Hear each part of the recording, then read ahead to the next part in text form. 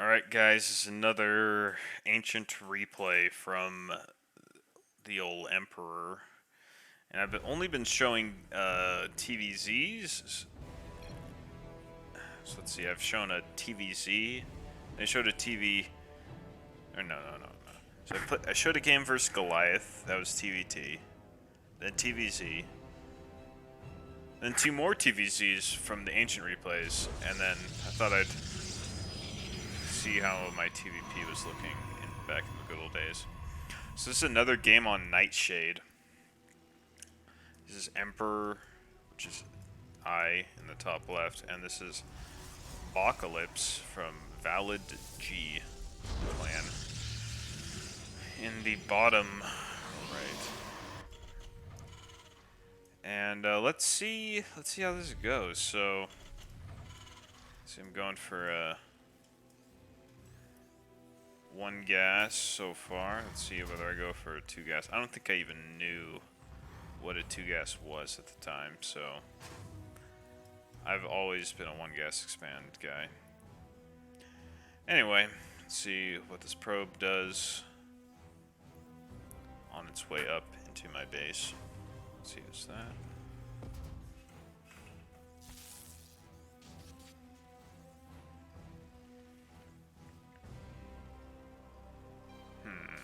Okay. So, send the FCV to follow it. I think this goes there fast enough. It's very important to see how far this SCV follows the probe. Let's see, I also sent a scout over to his base. Must have seen this. So whenever you're scouting Protoss' Terran, you're looking for the Nexus and you're looking for the second pylon. If you don't see a second pylon in their base, it means they've proxied. It's typically just a gate. And generally you're fine if you just get a bunker up somewhere in your natural. I like to go kind of here so you can defend this part of mineral line. You know, one build that's kind of been beating my ass lately is where they do that. They proxy. They go for 6 adepts and then they just shade them in. They kill all your SCVs here. They go up the ramp and they just start autoing your wall. And you can't really do that much against it because you don't. You know, at that point you have like maybe say you go for a mine drop. You know, you have like a mine, you have like 3 Marines in a bunker. How are you gonna fight 6 adepts? And if you're gonna like bring SCVs down to start healing your depots, they just kill them in 2 shots and then go back to blowing up your wall. So I don't really know how I'm supposed to beat that. Maybe I just need to get a wall, but I think it comes in faster than you can get the wall. So something I started doing, because it was like one guy that was doing it, and I played against him twice, and I scouted the same thing. So I knew he was doing it twice. Spoiler, I lost even the second game, and I called him a clown afterwards because I was mad. But what I did is I built a tank, and that beat the adepts pretty well, but I missed his shade the second time he did it, and he got on top of my tank and ended up getting a lot of damage. Anyway, sorry, I'm just rambling, but looks like this guy's going for 1 gate into disruptor drop. Interesting. I'm kind of interested to see how I deal with this. You know, I thought my builds were less meta than they actually were, but I'm going for a mine drop, which is pretty stock standard for TVP. He's going for 3 gates now. Disruptor drop. And this is a build that I remember being kind of popular back then, but today, or I don't see it as often as I probably should nowadays. It's probably just because disruptors I think people have figured out they're not the best kind of by themselves.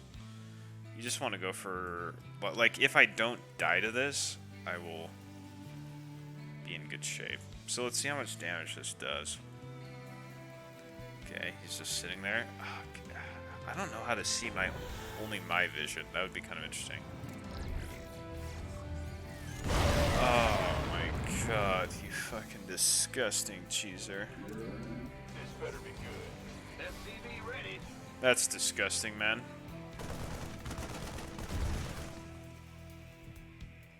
That was so much damage. I wish I could see how much he killed. He killed like 10 Marines in a cyclone. So, okay, good. I'm building a Viking. I think that's really smart. Any type of these war prism things before I go cyclone. Oh, I didn't see. They killed like 4 SCVs, maybe. I think sieging this tank up is going to be really strong. And then having this Viking go look for it, shoo it away, get out of here. And, yeah, it's not a good look, not building anything. Finally. Nice. This Viking's never going to catch it, but... I mean... It got some damage, but it didn't... I mean, remember, this is also a decently committed build. Like, he has... Let's see, let's look at the unit counts. I mean, yeah, he has only this, but look, he killed so many Marines. That was honestly the best thing.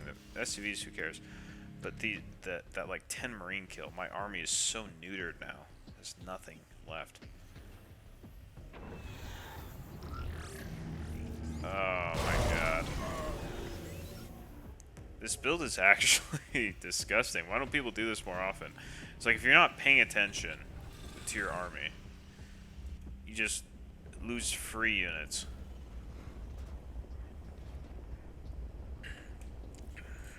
Yeah, Disruptor is very balanced, boys.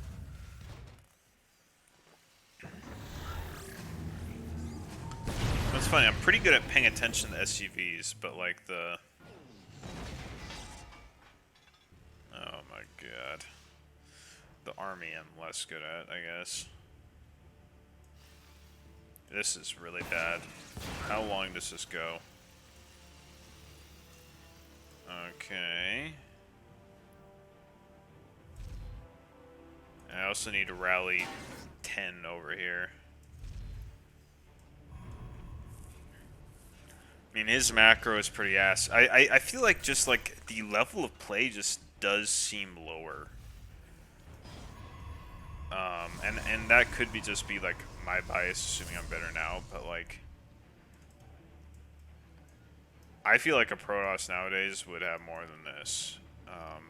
I'm not 100% sure though. Let's see, let's go back to production tab. I have Stim right now, and that's about it. I do think going for the second starport is pretty good. Good call.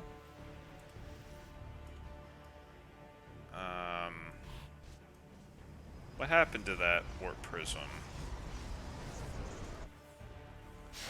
Oh, nice. Oh, nice, Emperor. I think these sorts of tricks are really strong. I just don't think about them, but like, especially against mutas, if you just have like a 4 Widowmine trap just at a random spot around your base, and the mutas ever fly through that, it is a literal game ender. Like the efficiency on that is insane. So I think this is pretty smart. I don't know exactly what the TVP meta was back then, but I do think that Terran armies generally scale better than Protoss armies, or at least that's the consensus in the modern era. Because look at this, I get, I don't know, 12 Vikings, 3 Ghosts. This army is fucking useless, right? Now, I'm not really building. I guess I have 2 Vikings on the way. And I'm getting Ghost Academy and 3 more barracks. So I am in the process of getting an army that hard counters his. The one issue is all these zealots, right? So I really need these mines, and I need more mines, which I am building. Just I'm supply blocked. I'm 40 supply behind though, so if he attack moves right now, it's pretty good for him, I think, because especially since I don't have any ghosts, and I'm not building any right now either.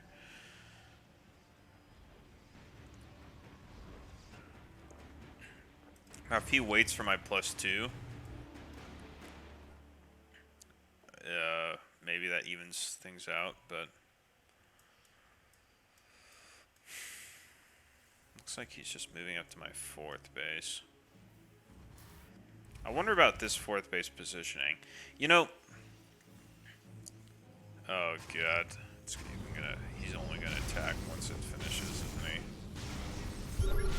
It's so bad for me.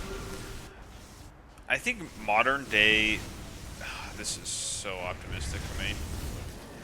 The maps in today's map pool are all very similar, and it's interesting because they're not at all similar to this. I attack the rocks? God. Yeah, I don't know if I beat the army. Need to micro that back. See, this is exactly what I said. I don't beat these zealots. This is what I've learned in today, or modern days. You need mines if you want to beat these zealots. You need mines bad. You get 4 mines here. You stim your army. You wait for the zealots to charge on top of you. You stim away after the charges connect to avoid the mine splash. The mine goes in, kills fucking 20 zealots. You move. Hopefully you have a few more Vikings than I end up building. You kill the army. Boom. Easy. Well, boys, this was another classic Zerg, or whatever, Protoss, or whatever. They're all the same bullshit. Kicking my ass, Sedge. Well, unlucky. Alright, guys. This is the 3rd game of my ancient replays. So, first game was the TVZ, second was the TVP, and then I thought I'd round it out with the TVT.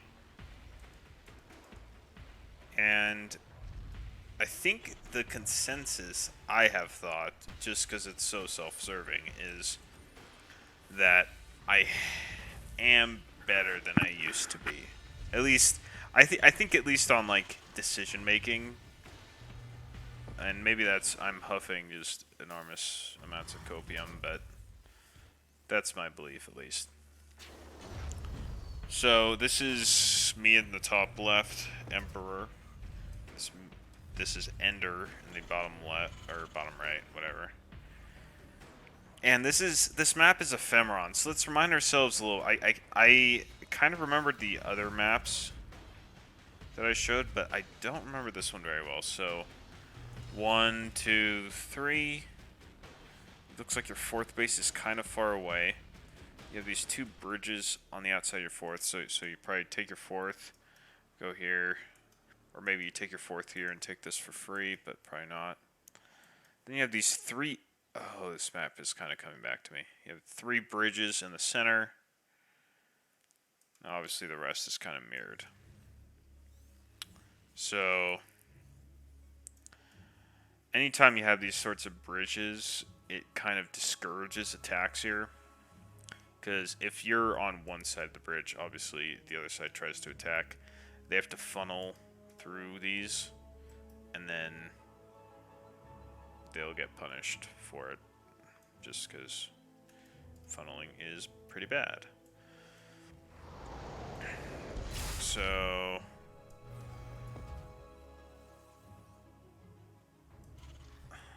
This is very odd. This is very odd for me. I don't know what I was thinking here. Because I go for a quick factory. But a late CC, but I'm not going for 2 gas. I wonder if this was a gas first? You know, I don't know how the gas first but 1 gas works. I don't even know if that's an actual build, but this guy's going for... This guy's going for not an actual build either, because he's a tech lab. He's not building anything. So he went for 2 Reapers, tech lab. Not building anything on his barracks. No factory. Oh wait, I didn't see this. 2 racks into 3 CC.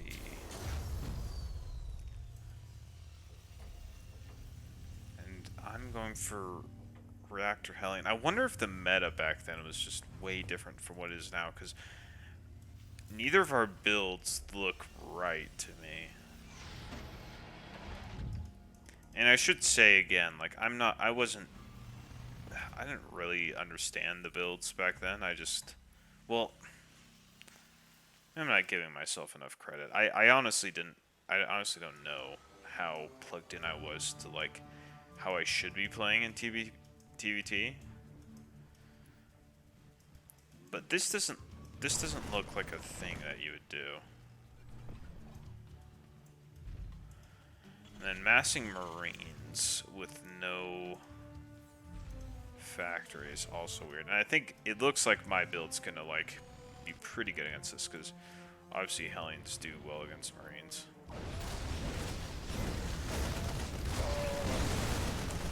It does depend though. Hellions do get out DPS'd by Marines, but if you get the Marines in a line, you really start to wreck them. So he's a few Marines ahead of me, which I guess you'd expect, because I have been, or my CC was a bit late. Both constantly building SUVs. His factory's really late. Immediately goes for tech lab. Yeah, this is very weird. I mean, him having a 3rd is good for him.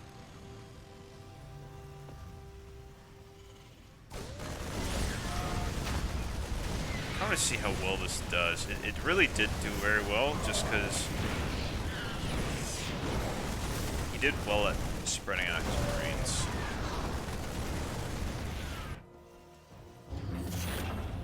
I finally get a 3rd. Oh, but this ended up doing really well. 7 SCVs, plus lost mining time. And you know, guys, this is why you go for tech in TBT. Because, oh, bro. I guess it went fine, but he's left with 3 1 HP Marines. 5 SCVs down. Now, he probably will catch up because he has 3 orbitals. But he isn't mining from his main, so we shall see. I think I did kind of disrupt his build a decent amount with that. Well, I don't know. So here's the thing. If you're going to go for Marines, here are the most important things with Marines, right? You need your upgrades, so you need stim combat shields, and you also need medevacs. So and you need at least 16 Marines, I think, if you want to be able to be, like, competitive with, you know, at this point in the game. So losing those Marines kind of sucks pretty bad. It looks like, yeah, he has a bunch of upgrades. So I think upgrades, he's fine. It's just his tech was so late. I don't know what the story is with this. So it's like a scouting tank did he misrally it? No. I mean, I literally just need to siege this tank. This is back before turret auto turrets. Oh my god. Okay. It's like if that tank kills my tank, I would be so mad. And I think I'm in a pretty solid spot at this point. I have double upgrades. He does not. My armor just had a good timing.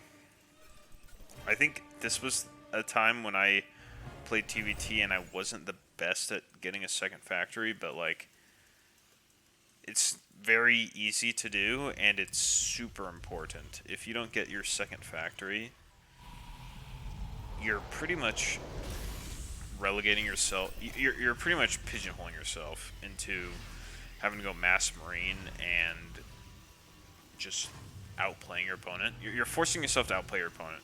If you can't outplay your opponent, you're not going to win. So, let's see. Does he go for a second fact? No, he's actually going for mass marine, but he's like willingly going into it, getting a 4th CC.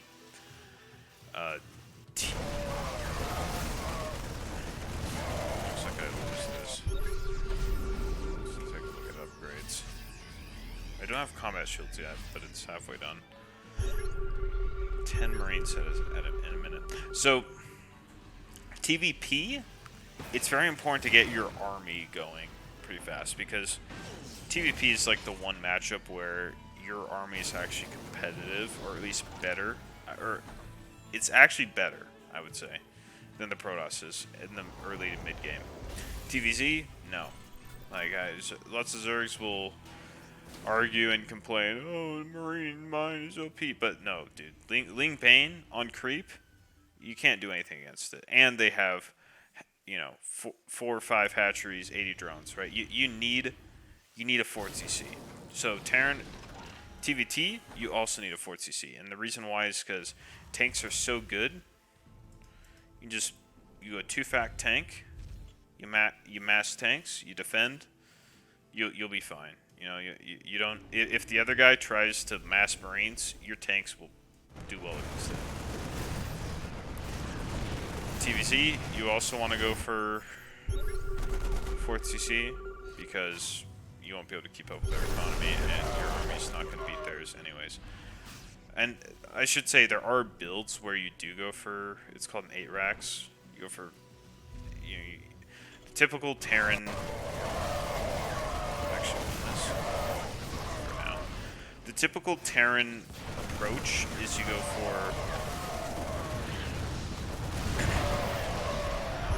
for 1 racks, you go 1-1-1, or sometimes 2-1-1 into 2 more barracks, so you go for 3, and then 2 more while those 2nd and 3rd are building. And so then you have 5 barracks, 1 factory, 1 starport. As you're taking a 3rd, you go for a 2nd. You go for a 2nd factory, and then you're gonna want to go for 3 more barracks. And then I think there are some builds where you go for 4 more barracks, but 3 or 4 doesn't super matter that much.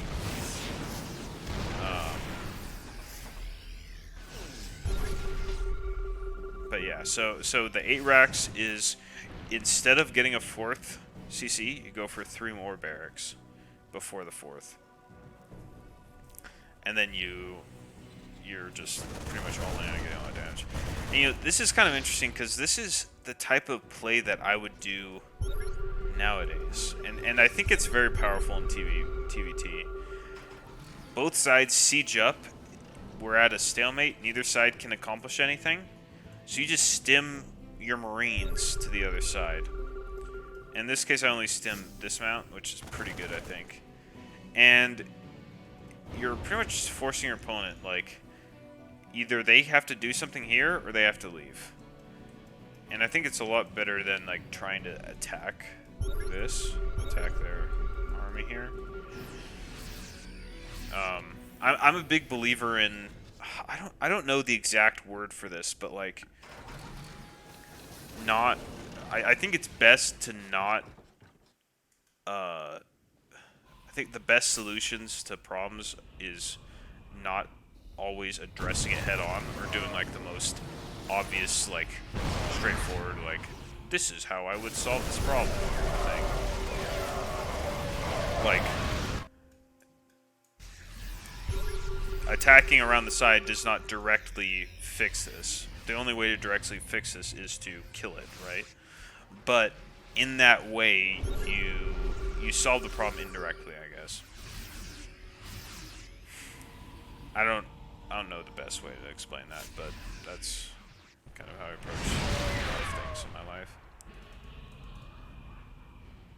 So he's gonna try and move around these ledges, and any of these matchups where it's about like having units at siege, it becomes very important, like this dance, right, where like one side follows the other. And I was not prepared at all for this dance, and this rotation was very well done by him.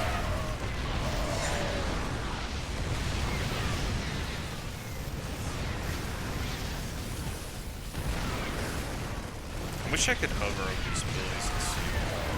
I want to know how much energy that would have costed, because I wonder if I'd kept my Marines alive and interference matrix to all these tanks and then A-move that, I could have probably won. So this is kind of the key moment in the game. Do I kill him here? Do I kill this base? Or do I lose? Because, I mean, do I lose? I don't know. That might be too clickbait. Because I've won games like this in modern times before. This sort of game is definitely still winnable. It's just about not getting desperate. I swear he had tanks.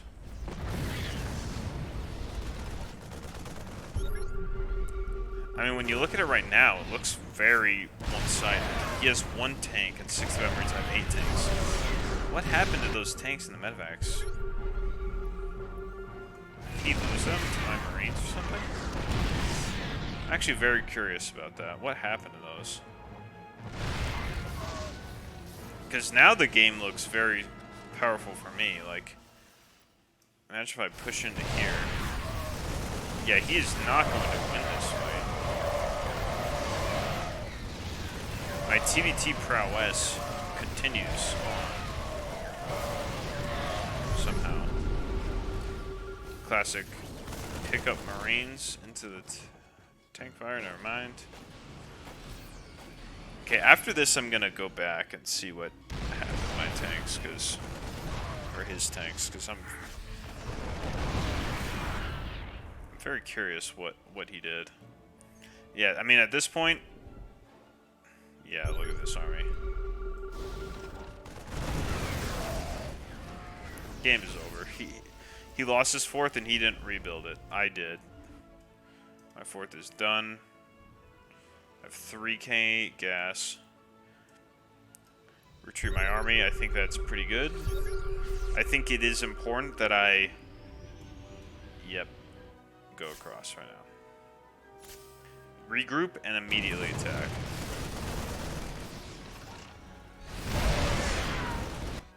Take another base. Like, a lot of times you retreat and you think, oh, I gotta, I killed his base, I'm gonna win, right? And I'm just gonna retreat and sit back.